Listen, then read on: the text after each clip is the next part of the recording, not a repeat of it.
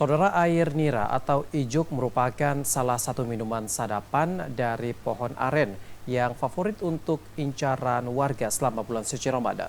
Selain khasiat yang bisa menyegarkan badan, air nira ini juga memiliki cita rasa yang manis dan khas selama bulan Ramadan.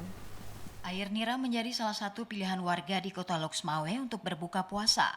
Air alami ini selain mengandung rasa manis juga memiliki aroma khas. Selain menyegarkan saat berbuka puasa, air nira diyakini bermanfaat bagi kesehatan. Air sadapan pohon aren ini dinilai sangat baik untuk mengeluarkan angin serta menghilangkan pegal badan setelah beraktivitas sehari. Karena itu, tidak heran jika air nira yang dijual ludes setiap harinya. Salah seorang penjual air nira di pasar takjil dadakan Iskandar mengatakan, ijo atau air nira ini sudah menjadi minuman tradisional dan legendaris di kawasan ini. Rasanya yang manis dengan aroma khas membuat minuman alami ini diburu oleh warga saat Ramadan. Iskandar mengaku setiap hari menghabiskan 25 liter air sadapan dari pohon aren ini. Setiap kantong air nira alami ini dijual senilai Rp5.000.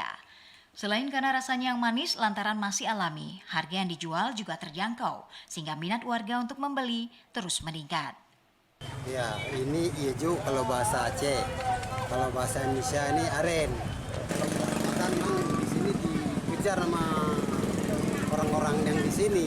Kalau ini rasanya, Pak? Kalau ini manis. Ya, ini manis kalau di sini. Udah melalui proses dimasak atau belum? Belum. Ini masih alami.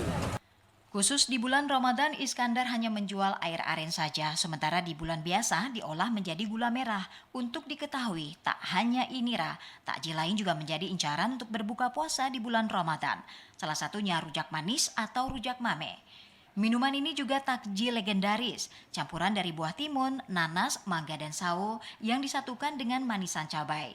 Menu takjil yang paling diburu warga Aceh untuk berbuka puasa. Dari Loksmawe, Muhammad Ilyas, TVRI Aceh melaporkan.